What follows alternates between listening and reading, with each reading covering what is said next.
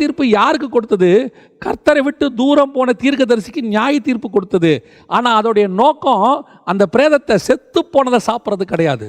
ஆனால் அதோடைய வேலை அதுக்கு நியாய தீர்ப்பு கொடுக்கறது மட்டும். அதே வேளையில் கழுதையின் கழுத்தை முறுத்தி போடவில்லை. அதோட அர்த்தம் என்ன?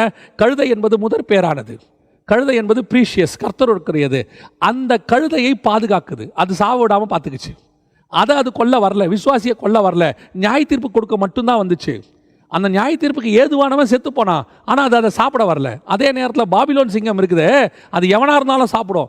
தானியேலுக்கு பதிலாக எவனை தூக்கி போட்டாலும் எவனை விழுங்கலாமோ என்று வகை தேடுகிற சிங்கம் தூக்கி அடுத்து ஒருத்தனை தூக்கி போகிறாங்க, உடனே போய் கவிட்டு சாப்பிடுது. இப்போ வாயை கட்டாமல் இருந்தால் தானியேலையும் சாப்பிடும். இதான் பிசாசுக்கும் இயேசுக்கும் உள்ள வித்தியாசம். இன்னைக்கு சபைகளில் இந்த 2 விதமான சிங்கம் இருக்கு.